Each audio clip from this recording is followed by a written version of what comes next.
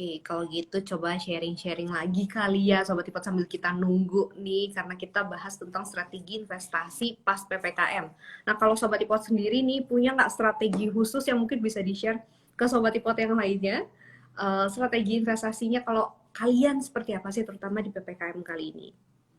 Gimana? Kalau aku ya pastinya akan nyisihin lebih banyak di dana darurat sih karena menurutku agak uncertain. Ini menurutku ya karena aku balik lagi mungkin kalau sobat ipot yang baru join sama kita belum tahu aku nih selalu bilang profil resikoku tuh konservatif jadi emang sangat-sangat memperhatikan kira-kira potensi yang worst case-nya seperti apa sih dan aku selalu mempersiapkan worst case-nya makanya aku akan lebih ke nyiapin dana darurat Sobat Ipot. Mungkin nanti Sobat Ipot punya strateginya masing-masing atau nanti akan ada masukan juga dan saran mungkin ya dari pembicara kita di hari ini. Udah ada Ibu Rini Wulandari dari Capital Asset Management. Mungkin kita bisa sapa dulu nih ya. Halo, selamat sore Ibu. Sore Mbak. Halo, Sore apa juga kabar? sobat-sobat ipot. Ya baik. Hari ini agak Oke. telat ya. Oke, nggak apa-apa. Mungkin sebelum kita mulai nih Bu, aku mungkin boleh perkenalan dulu kali ya sama Bu Rini Iya, Wulandari. Karena eh, kayak baru nih, baru ya aku baru lihat baru Bu pertama Rini memang. juga. Ya, Mungkin boleh diperkenalkan dulu ke Sobat iya. Ipot semua. Saya Rini Wulandari dari panggil aja Rini dari tim investment di Capital Asset Management. Gitu. Oke, nah tadi aku sempat bahas sedikit sih Bu tentang tadi sebenarnya nanya strateginya, tapi kayaknya belum ada yang jawab juga.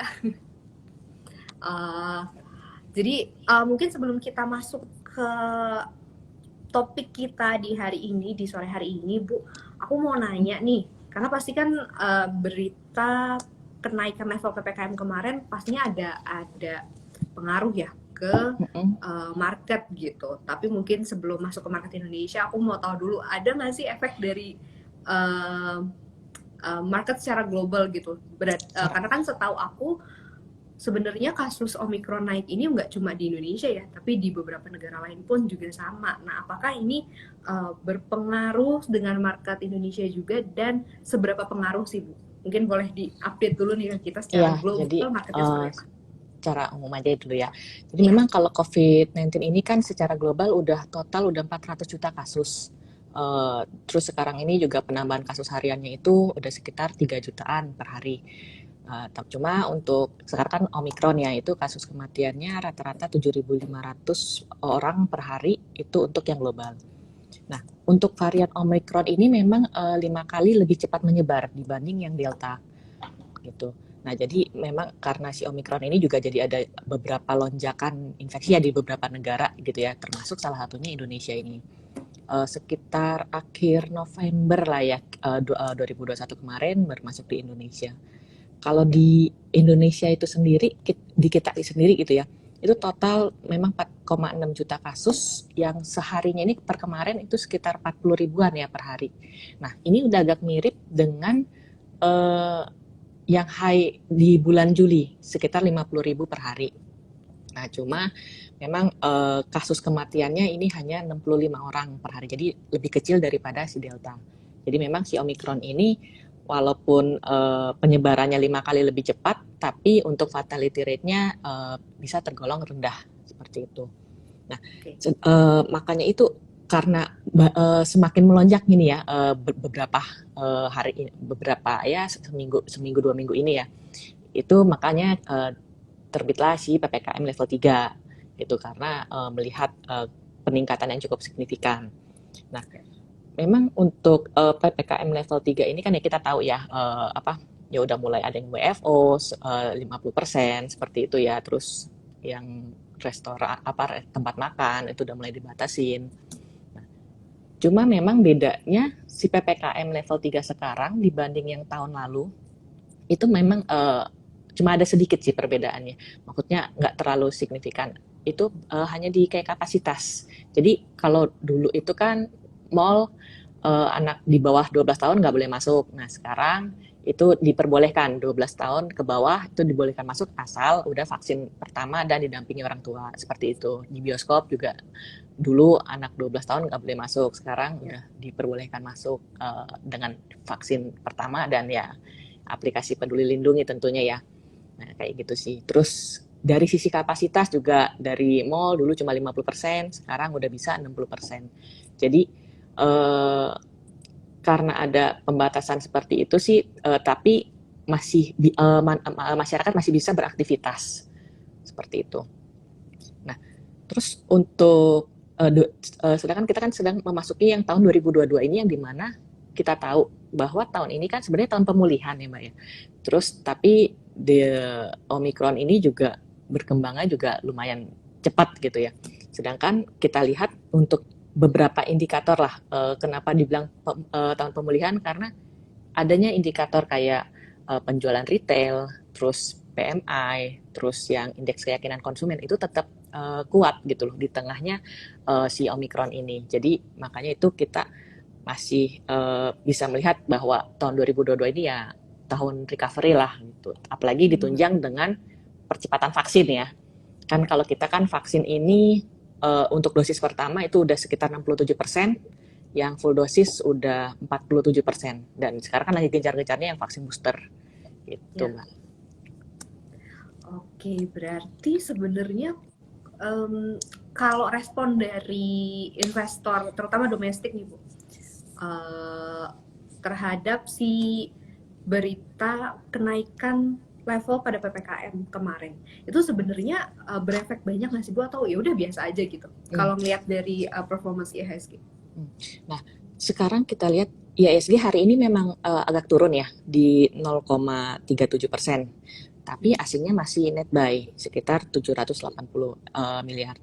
Nah, kemarin malah IHSG itu menyentuh all time high di 6.800. Jadi untuk PPKM level 3 ini kan kurang lebih seminggu lah ya. Seminggu yang lalu dari mulai Senin. Nah, untuk performance IHSG dari Senin satu minggu ini itu juga sekitar naik 1,25% dengan foreign net buy sekitar 6 triliun malah. Jadi sebenarnya PPKM level 3 memang ada nih. Cuma kondisi perekonomian juga tetap jalan. Jadi sebenarnya IHSG mungkin agak dibilang nggak terlalu berdampak untuk saat ini ya gitu. Karena kita lihat dari sisi beberapa ada data gitu yang keluar kayak kemarin kan, seperti inflasi di bulan Januari itu kita 2,18%, pertumbuhan ekonomi kita juga cukup bagus di 3,69% seperti itu. Dan ada kemungkinan juga neraca pembayaran Indo juga diperkirakan meningkat di peningkatan surplus dibanding tahun 2020. Jadi beberapa indikator itu positif lah untuk kita. Cuma tetap kita mesti mewaspadai di tengah Omicron ini gitu ya. Oke, nah ini menarik nih, karena tadi berarti Bu Rini udah ngasih info tapi lebih ke positif, segi positifnya aja nih. Aku mau tahu juga Bu, kira-kira nih ke depan short term lah ya, selama 1 tahun, selama 1 tahun lah kita bilangnya, dari Februari sekarang sampai nanti Desember. Kira-kira ada nggak perlu kita waspadai atau mungkin kita harus siap-siap nih sebelumnya, karena pastinya setiap investasi kan ada resiko ya, terutama di di keadaan yang kayak sekarang gitu. Apakah uncertainty-nya masih cukup besar juga, atau ada faktor lain yang harus kita persiapkan gitu Bu? Jadi gini, kan sebenarnya Omicron ini ya memang hariannya 40.000 sehari untuk penambahan kasus baru. Cuma sebenarnya kan ini belum puncak. Kalau kita lihat dari histori sebelumnya, dari 2 gelombang sebelumnya, itu sekitar 2 bulan untuk mencapai puncak dan 3 bulan kemudian baru melandai.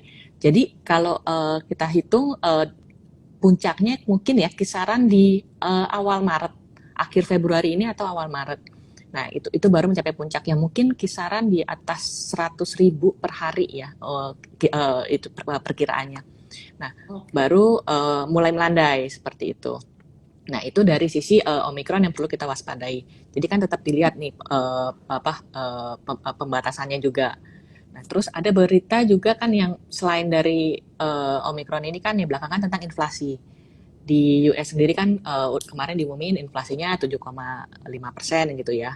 Nah, ini kan memicu kenaikan Fed fund rate lagi gitu ya, untuk kemungkinan probabilitasnya jadi lebih besar gitu, sekitar 80% ada kenaikan di bulan Maret gitu. Nah itu juga kan akan menimbulkan dampak volatilitas untuk di kitanya juga gitu.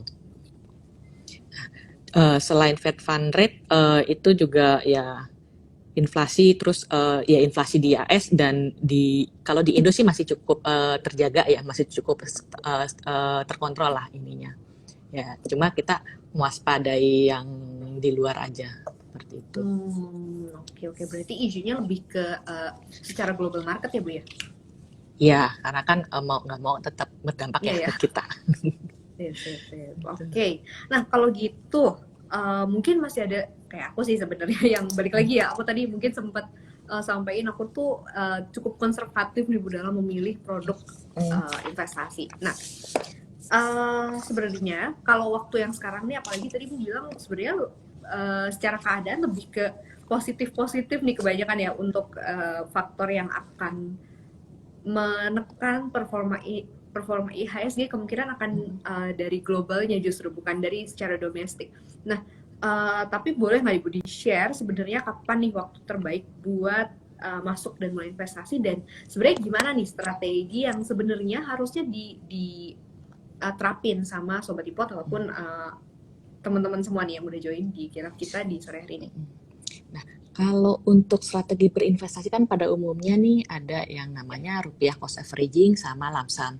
Nah, cuma tetap sih kita mesti lihat juga nih, kita udah punya tujuan belum dalam investasi kita. Jadi ada dua cara. Kalau kita udah punya tujuannya, kita hitung flashback ke belakang ini, berapa yang mungkin kita butuhkan saat ini dan gimana caranya. Apakah rupiah cost averaging, apakah lump sum, itu tergantung dari situasi keuangan kita. Jadi nggak mesti wah harus lump sum nih, padahal dana daruratnya nggak ada. Nah itu apa ya, disesuaikan kembali ke karakter masing-masing juga dan situasi keuangannya gitu ya. Profil risiko tetap kita lihat gitu. Nah terus kalau untuk kapan waktu yang tepat, atau sempat buat simulasi. Jadi misalnya kita asumsi ilustrasiku ya, itu dengan return 5% dengan rupiah 500.000 aja. Tapi kita mulai dari sekarang. Nah, 5 tahun lebih awal. Itu kalau dihitung hasilnya dengan rata-rata sama nih ya, dengan rata-rata tiap tahun sama. Itu hasilnya masih lebih baik dibanding dengan 1 juta setelah 5 tahun kemudian di rupiah cost averaging-nya itu. Nah, itu jadi ku ambil kesimpulan kalau untuk rupiah cost averaging lebih baik, lebih cepat, lebih baik gitu. Tapi ya memang untuk keuntungan dari sisi rupiah berarti itu kan ya. Untuk keuntungan dari sisi rupiah itu sebenarnya ya keuntungan nomor 2 lah. Nomor 1-nya kan jadi kan kita ada habit untuk rutin berinvestasi seperti itu.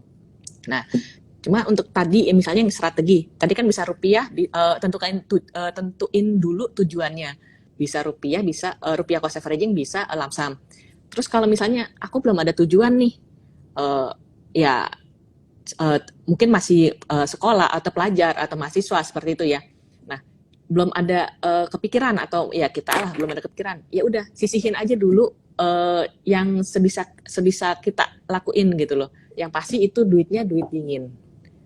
Jadi yang bukan dipakai untuk yang lain-lain gitu, yang bisa bertahan lama gitu. Nah itu juga kan ditentuin dari ya itu tadi balik profil risiko. Oke, ini penting banget nih sebenarnya di highlight buat teman-teman semua dan Sobat Ipot semua. Kalau investasi, kecuali mungkin buat dana darurat ya, kalau investasi mungkin di saham atau reksadana pendapatan tetap, campuran dan juga reksadana saham tuh pastinya nggak bisa cuma short term gitu, atau mungkin sekarang masuk terus bulan depan udah keluar lagi, nggak gitu caranya cara investasinya, karena tetap perlu waktu juga untuk portofolionya berkembang, kemudian produknya berperforma, itu perlu waktu banget Sobat Ipot. Dan resiko investasi dari Sobat Ipot semua itu justru terbagi di timeline atau waktu yang Sobat Ipot di mana Sobat Ipot menempatkan portofolionya. Bahasa simpelnya kalau misalnya nih reksadana saham atau mungkin di saham langsung gitu Sobat Ipot, akan beda performance dan juga imbal hasilnya ketika kita mungkin investasi reksadana saham ataupun saham cuma 5 tahun atau 10 tahun. Itu akan beda dengan kalau misalnya kita mungkin di 10 tahun sampai 20 tahun kayak gitu. Karena resiko dari instrumen investasi itu akan terbagi-bagi nih Sobat Ipot di timelinenya. Betul ya Bu ya? Iya, betul. Jadi Sesuai waktu selain kerja. dari ininya kan profil resiko, kita juga mesti melihat dari resiko si produknya itu sendiri gitu. Ya, Itu betul. cocoknya untuk jangka pendek, menengah atau panjang seperti itu. Oke, noted. Nah, mungkin kalau misalnya yang konservatif kayak aku, balik lagi nih, contohnya selalu aku nih, karena aku bingung harus kasih contoh siapa lagi. Mungkin paling enak, kalau aku sih emang lebih nyaman untuk di reksadana. Mungkin Sobat Ipot yang punya preferensi lain itu silakan aja ya Bu ya, berarti ya, asalkan tahu tujuan investasinya, kemudian sesuaiin juga sama timeline-nya atau jangka waktunya. Terus habis itu jangan lupa juga cek profil resikonya supaya tetap bisa investasi dengan tidur nyenyak gitu. Jangan sampai kita investasi tapi malah tidurnya nggak nyenyak Bingung. nih karena kepikiran terus portofolionya gimana ya kayak gitu ya Bu ya. Sama mungkin yang Ya. bisa di highlight juga tadi menarik karena sebenarnya kalau misalnya kita investasi, kecuali balik lagi dana darurat, kita harus pakai uang dingin Sobat Ipot. Ini nggak bosan-bosan aku ingetin karena kadang-kadang masuk aja gitu loh Bu, tapi nggak memperhatikan dana daruratnya atau mungkin asuransi yang mungkin harusnya dipunya kayak gitu-gitu, jadi langsung lompat ke investasi, sedangkan kan sebenarnya harus dipenuhi dulu nih kebutuhan dasar kita sebagai Ya. manusia gitu ya Bu ya, baru habis itu bisa kita tempatin di investasi gitu Sobat Ipot. Ini menarik nih. Nah, kalau gitu, Bu ada nggak saran instrumen investasi yang mungkin bisa jadi pilihan nih buat Sobat Ipot di masa yang sekarang, Bu? Nah, kalau sekarang ini kan tadi balik lagi nih Ya, tujuannya untuk berapa lama, untuk jangka ya, pendek kah, menengah atau panjang, dan tergantung profil resiko ya. Jadi kalau yang pendek kita ada kan namanya reksadana pasar uang, itu bisa di bawah ya 3 tahun lah, ya. dengan profil resiko yang sangat rendah.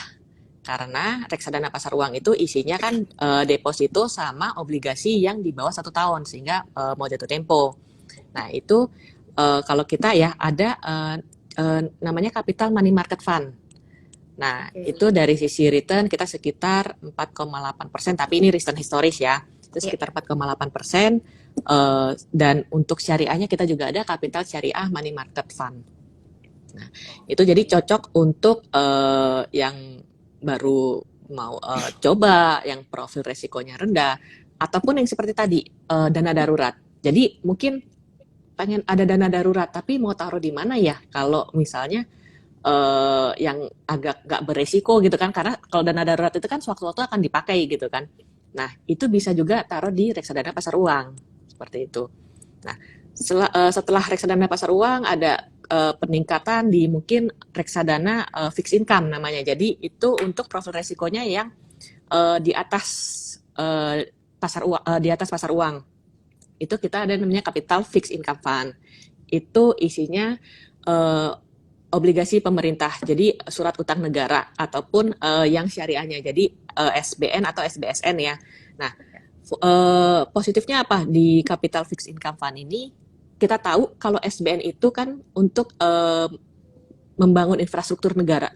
Jadi sebenarnya kalau kita invest di yang capital fixed income fund ini, ya sama juga kita membangun negeri kita sendiri, seperti itu.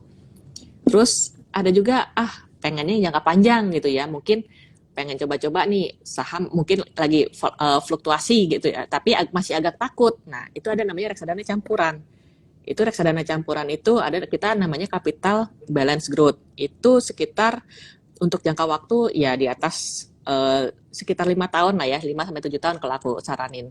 Karena itu agak fluktuasi juga. Nah, yang lebih fluktuasi lagi reksadana saham. Itu kalau aku saranin ya jangka panjang gitu ya. Itu bisa nah kita namanya capital optimal equity gitu. Itu minimal 80% adanya di saham. Nah, kalau yang pengennya jangka panjang, terus pengen nyicil misalnya yang dari sekarang gitu, pengen coba belajar. Nah, itu juga bisa, cuma lebih fluktuatif karena isinya 80% di saham gitu. Oke. Cuma bedanya apa reksadana dengan beli sahamnya langsung mungkin ya. Kalau reksadana itu kan berbagai macam sahamnya ikut masuk di dalam satu reksadana. Jadi dengan membeli mungkin 100.000 rupiah itu bisa isinya nggak cuma satu saham, tapi banyak saham gitu loh. Bisa jadi isinya 30 saham segala macam gitu. Jadi sebenarnya lebih terdiversifikasi. Jadi kan selain kita memilih investasi, kita juga dapat mendiversifikasi alokasi investasi kita gitu. Gitu. Nah ini mungkin aku perlu ngingetin lagi karena mungkin ada Sobat Ipot yang belum familiar diversifikasi ini apa sih. Jadi Sobat Ipot kalau investasi itu terkenal banget sama quote di mana kita nggak boleh menaruh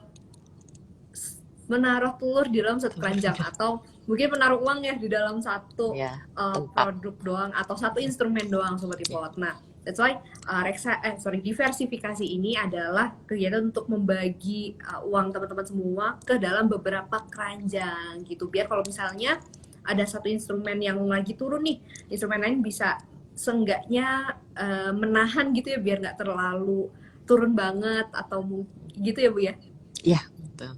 Jadi lebih imbang lah ya. Jadi nggak hanya bergantung pada satu tempat, satu instrumen seperti itu. Oke, by the way, aku mau ingetin lagi buat Sobat Ipot sebelum aku lanjut lagi. Ini mohon maaf ya Bu ya. Sebelum lanjut lagi, aku mau ingetin lagi ke Sobat Ipot yang mungkin baru join. Kita ada hadiah dari Capital Asset Management nih buat Sobat Ipot. Jangan lupa siapin pertanyaan terbaiknya yang pastinya related sama materi kita di sore hari ini atau mungkin mau tanya-tanya seputar Capital Asset Management juga boleh. Jangan lupa taruh pertanyaan di kolom Q&A karena nanti di akhir sesi aku akan bacain pertanyaannya nih yang pastinya related sama topik kita di sore hari ini. Terus nanti tiga penanya terbaik akan berkesempatan untuk dapat merchandise spesial dari Capital Asset Management. Di sini tuh ada kaos, tumbler, shopping bag, sama pen.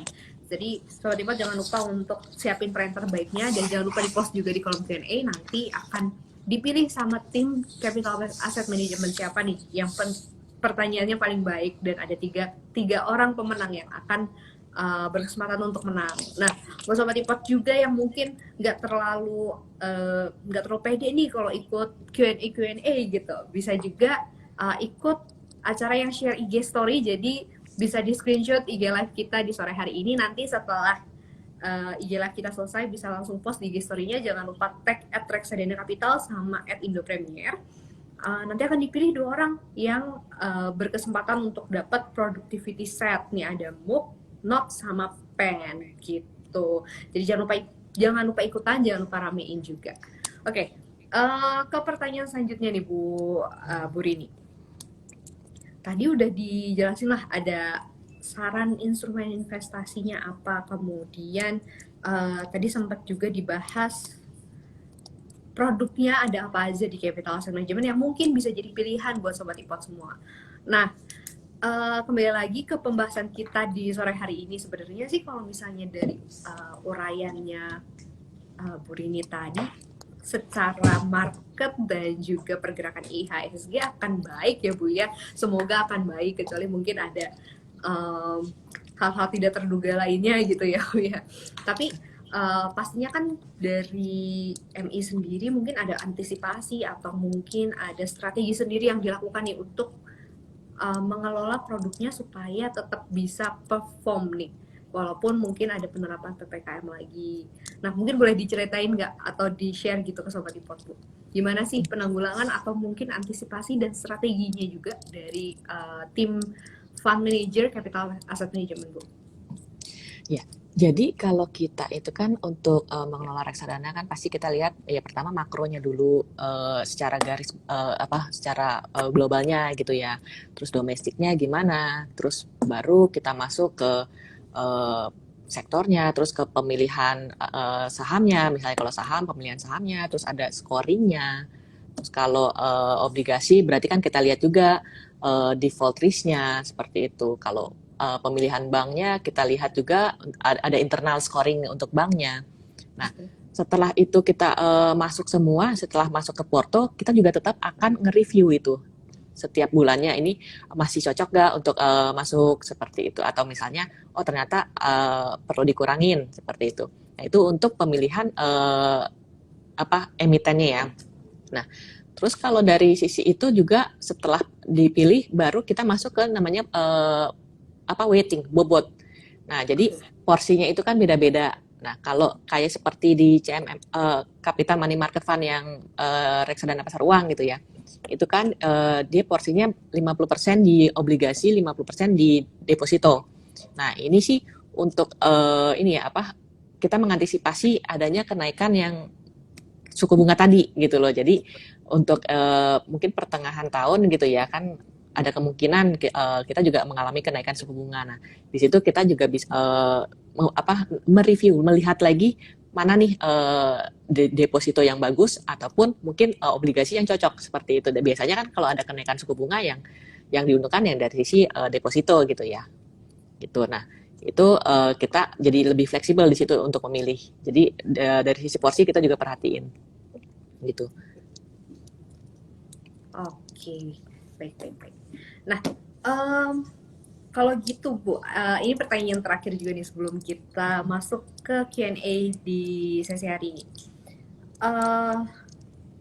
Ada nggak saran dari Bu Rini buat teman-teman yang justru lagi cari-cari instrumen investasi dan baru akan mulai investasi, supaya pastinya tepat sasaran dan jatuhnya nggak boncos nih Bu, karena takutnya salah pilih instrumen investasi kan juga repot ya Bu ya, bikin pusing.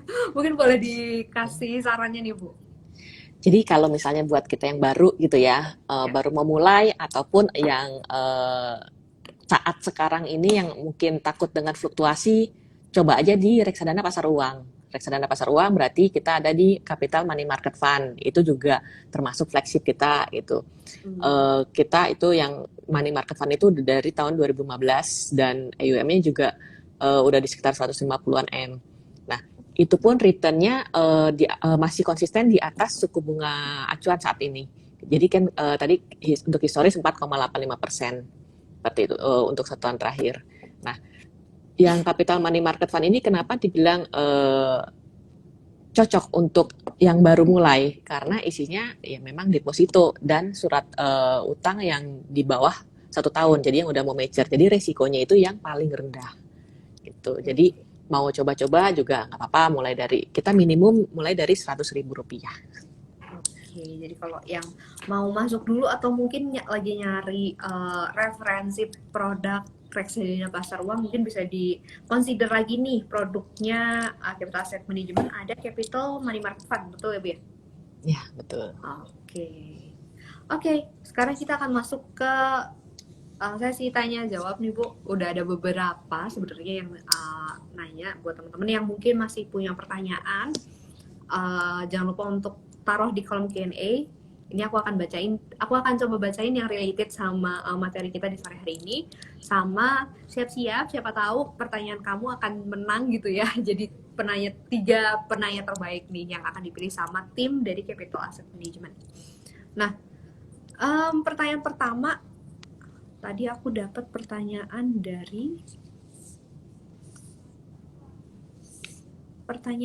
Kak Vita Katarina. Ini tadi related sebenarnya Bu sama uraian atau informasi dari Bu Rini ini tentang inflasi di US atau di Amerika Serikat gitu ya. Dari Kak Vita Katarina ini nanya seberapa besar sih sebenarnya pengaruh inflasi AS ke saham bank di Indonesia? Mungkin boleh di-share lagi nih Bu, sebenarnya seberapa berpengaruh sih? Jadi kan kalau inflasi ya di Amerika gitu ya, berarti kan dia juga akan Fed Fund ada kemungkinan yang tadi probabilitasnya lebih besar untuk kenaikan Fed Fund rate-nya. Nah, untuk mengimbangi itu kan dari sisi kita juga akan ada kecenderungan BI untuk menaikkan suku bunga juga sekitar 1-2 kali di tahun ini seperti itu. Nah, itu juga pengaruh ke performance perbankan seperti itu. Jadi pasti relatif. Oke, pasti related, cuma mungkin di beberapa instrumen aja kah Bu, atau di semua instrumen investasi itu berarti? Hampir semua instrumen investasi sih. Karena kalau Oke. itu kan umum gitu ya. Ya. Jadi semuanya pasti berdampak. Oke, ini harus diperhatiin lagi nih Sobat Ipot. Jangan lupa bulan Maret berarti ya Bu ya? Iya, kemungkinan 80% di bulan Kemungkinan. Maret ada kenaikan untuk di US-nya ya. Kalau di Indonya nanti kita lihat lagi ininya. Oke, oke. Pertanyaan selanjutnya, eh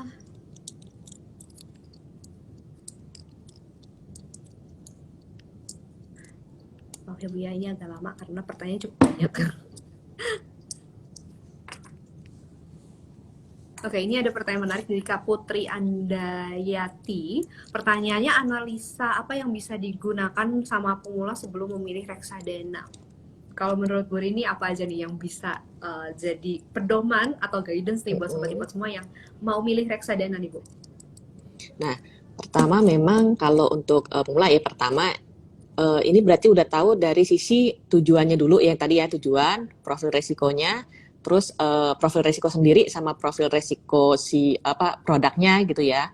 Nah, terus baru dilihat nih sisi keuangan kitanya, sisi keuangan pribadinya cocoknya seperti apa gitu. Masuknya apakah lump sum, apakah si apa rupiah cost averaging. Jadi kalau seperti reksadana pasar uang memang lebih cocoknya untuk lump sum. Jadi karena dia nggak terlalu fluktuatif. Tapi kalau untuk saham ataupun yang campuran itu lebih cocoknya memang rupiah cost averaging gitu. Jadi memang kita nggak ada yang tahu kapan dia akan naik, kapan dia akan turun gitu ya. Cuma kalau yang isinya saham kan pasti lebih fluktuatif. Nah, jadi untuk mengatasi fluktuasinya itu ya kita bisa lakuin dengan di si rupiah cost averaging itu. Oke, Oke, semoga menjawab nih ya. Jadi tadi ada, jangan lupa tentuin dulu tujuannya apa, kemudian jangka waktunya, lihat lagi profil resikonya berarti ya Bu ya, karena kalau misalnya misal Kak Putri Andayati ini punya profil resiko konservatif, terus maunya ke reksadana saham aja nih, Saham. karena iya maunya ke reksadana saham aja nih biar harapannya secara return akan lebih tinggi gitu ya. Cuma kan nggak begitu, harus tahu dulu nih jangka waktunya seberapa lama, kemudian profil resikonya seperti apa. Karena nanti kalau misalnya nggak bisa menerima penurunan harga nih karena pergerakan market, itu kan juga bikin nggak tenang ya. Jadi Gitu. coba dilihat misalnya kita bayangin aja, misalnya nih duit saya berkurang 20%. Ya. Kita bisa tidur tenang nggak gitu. Jadi kalau Iya. misalnya kita masih bisa tidur, oh berarti itu profil risikonya masih oke gitu ya untuk di saham atau campuran. Tapi kalau seharian mikirin, wah duitnya 20% nih kemana nih? Nah itu lebih baik ke konservatif aja walaupun kepengenannya di reksadana saham. Seperti itu. Oke, nah semoga membantu nih ya untuk Kak Putri Andayati dan mungkin teman-teman semua yang punya pertanyaan yang sama. Pertanyaan selanjutnya ada dari Kak Sheikh Choco. Pertanyaannya, adakah jenis reksadana yang disarankan untuk menghadapi next wave atau PPKM lagi yang mungkin akan terjadi nih Bu? Ini sudah terjadi malah. Jadi kalau untuk reksadana sebenarnya balik lagi ya, kalau untuk kita lihat yang ini kan gelombang ketiga. Cuma gelombang ketiga si Omicron ini kan memang nggak penularannya lebih cepat dibanding si Delta, tapi tingkat fatality rate-nya kan nggak separah si Delta, sehingga perekonomian masih tetap berjalan seperti sekarang ini. Nah, kita lihat tadi dari sisi Omicron-nya naik, terus si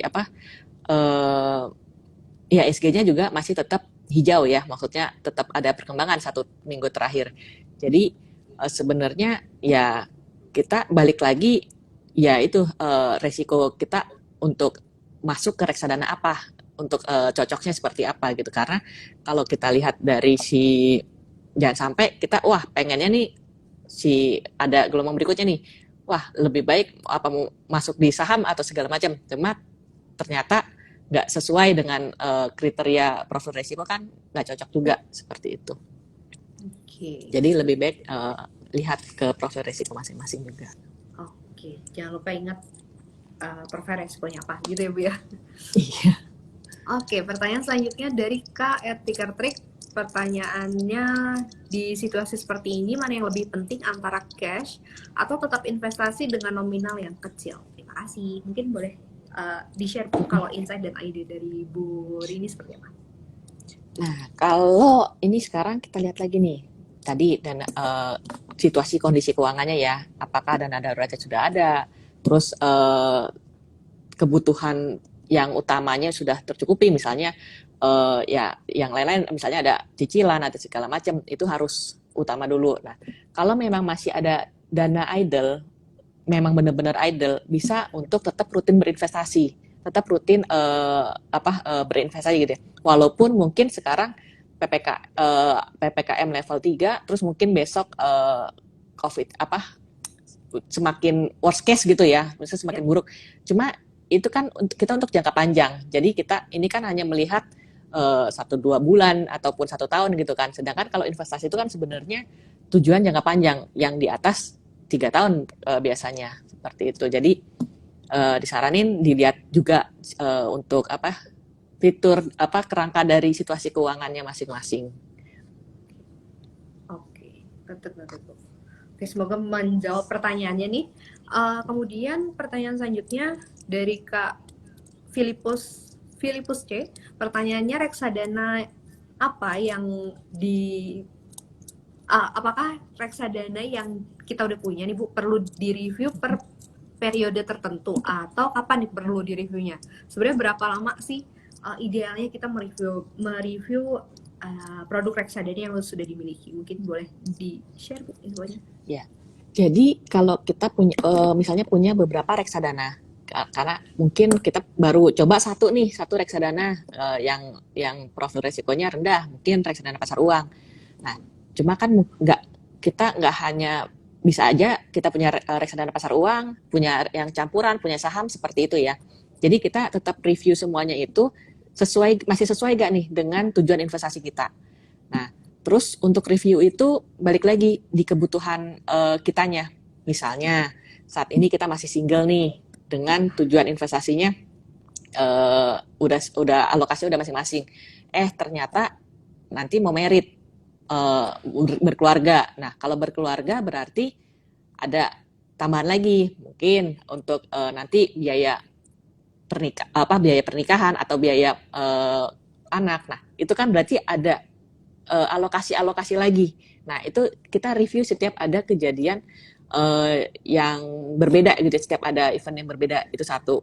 Terus yang kedua, kalau untuk review yang untuk misalnya returnnya berapa, terus segala macam, itu bisa juga di tahunan. Jadi misalnya masih cocok gak kita di sini, seperti itu. Oke. Oke, jadi idealnya tahunan Pak Bu? Kayaknya tadi aku nangkepnya tahunan sih ya. Iya, setahunan sih masih bisa sih untuk ininya.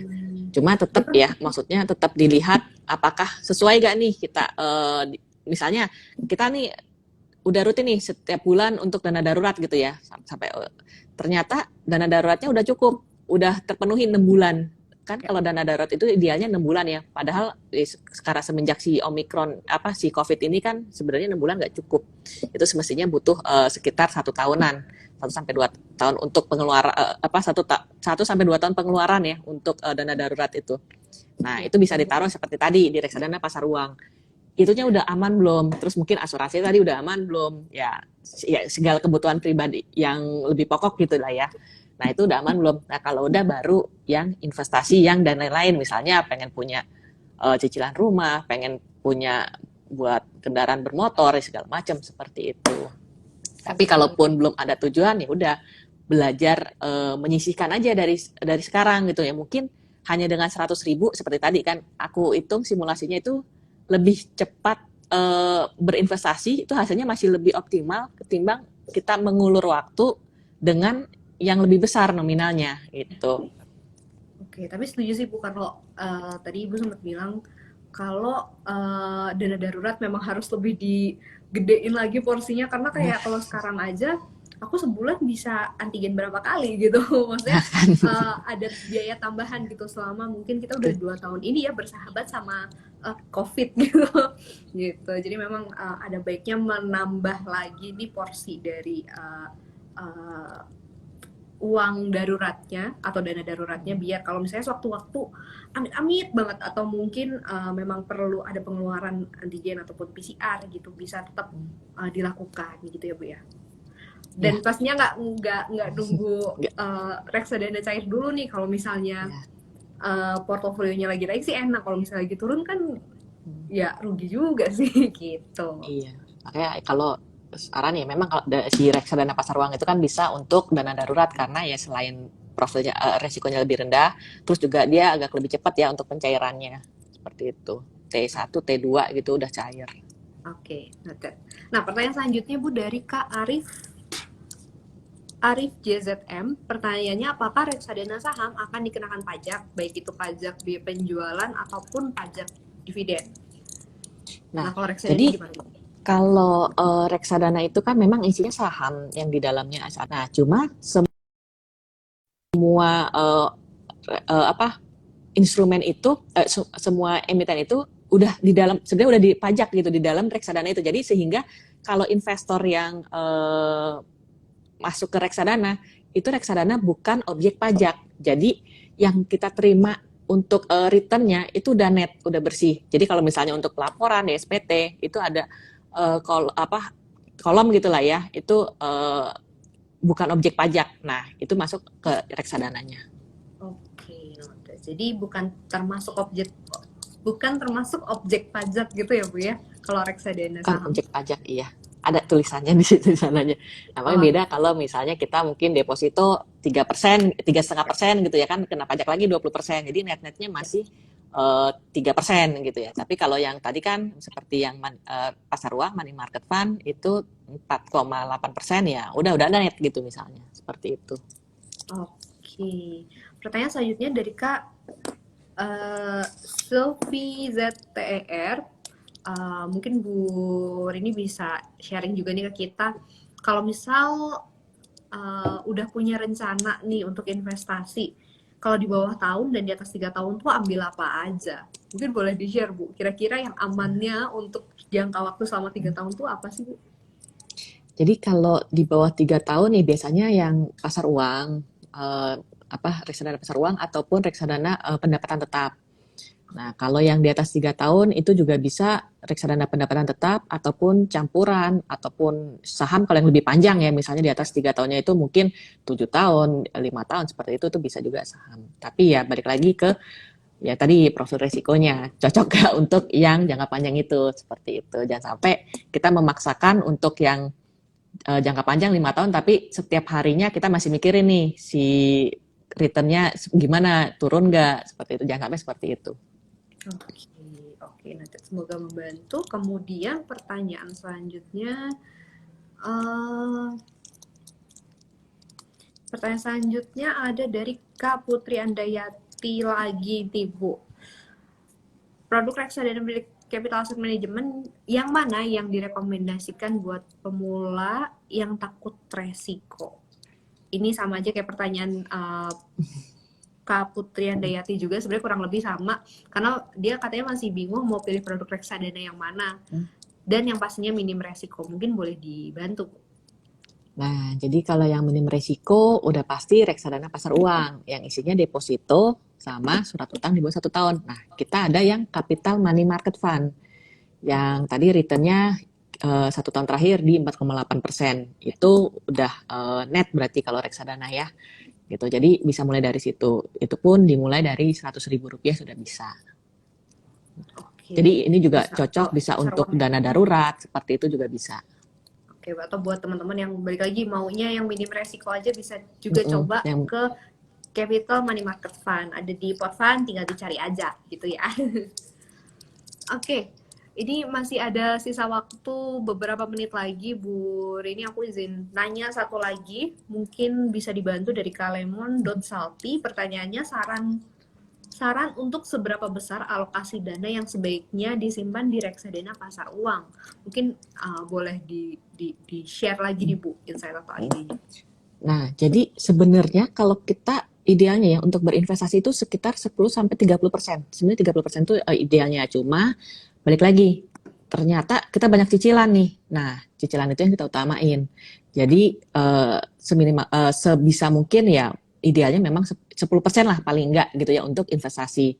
Nah, cuma balik lagi tadi investasinya itu dari 10% kan dibagi-bagi. Ada reksadana pasar uang, mungkin ada juga reksadana saham, ada reksadana pendapatan tetap. Yaitu balik lagi ke tujuannya gitu. Tapi kalau misalnya wah dana darurat saya belum ada nih, ya udah di pasar uang aja dulu seperti itu. Tapi kalau wah dana darurat saya udah ada nih, udah lumayan lah terpenuhin. Tapi pengennya nih untuk jangka panjang, mungkin untuk biaya menikah nanti 5 tahun lagi.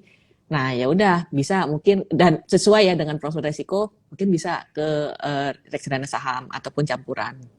Gitu. Itu pun nanti dihitung. Misalnya nanti tahun 5 tahun lagi tuh butuhnya berapa? 50 juta. Nah berarti kan hitung mundur. Di sekarang berarti butuhnya berapa untuk di rupiah cost averaging seperti itu. Oke. Nah, jadi balik lagi ya ke kebutuhan, keperluan, dan juga kesanggupan dari masing-masing pribadi ya Bu ya, nggak bisa ditepuk rata. Harus sekian, harus sekian, harus sekian. Tapi memang ada ideal, angka ideal yang mungkin bisa diikutin sama Sobat Ipon semua. Tapi kalau misalnya, nggak bisa nih Mbak, kalau misalnya 10% langsung, bisanya mungkin sanggup cuma 5%, itu juga nggak masalah ya Bu ya? Nggak masalah. Yang penting uang dingin tadi. Betul, yang penting uang dingin, terus habis itu tahu juga tujuannya untuk apa, dan pastinya sesuai sama profil resiko. Ini nggak bosan-bosan aku ingetin, jangan sampai cuma karena returnnya tinggi mungkin, tapi kalian nggak convert atau nggak nyaman sama instrumen investasinya, terus jadi cuma ikut-ikutan. Itu jangan ya, harus tahu investasinya ini investasi apa sih, produknya apa gitu, atau akan diinvestasikan dan uangnya akan ditaruh di mana sih gitu. Oke, harusnya pertanyaannya sudah semua yang related sama hari ini. Oke, karena udah cukup banyak juga pertanyaan yang udah masuk dan udah dijawab sama Bu Rini. Bu Rini, terima kasih banyak untuk sharing-sharingnya di sore hari ini ya Bu ya. Ya, terima kasih juga Mbak. Untuk sore ini. Mungkin sebelum aku tutup nih Bu, sesi kita di sore hari ini, ada saran atau mungkin pesan nggak buat Sobat Ipon semua yang udah join di gelap kita di sore hari ini Bu? Jadi kalau saran saya sih rutinlah berinvestasi gitu. Jadi konsisten. Jadi kita nggak peduli marketnya mungkin ya nanti yang terburuk ataupun lagi bagus. Nah, tapi kita tetap konsisten untuk tujuan investasi kita. Jadi kita nggak terpengaruh sama keadaan market karena market itu volatil seperti itu. Iya, setuju. Nggak mungkin tuh ada satu instrumen investasi bisa steady bagus terus gitu ya Bu ya. Pasti akan ada naik turunnya, mau itu di reksadana, saham, atau obligasi, ataupun mungkin instrumen investasi lainnya gitu ya Bu ya. Iya, pasti ada naik turunnya. Jadi kita mesti rutin dari diri sendiri sih. Tips. Oke. Nah, Bu Rini, sekali lagi terima kasih banyak untuk waktunya dan juga sharing-sharing pengetahuannya nih sama aku dan juga Sobat Ipon semua di sore.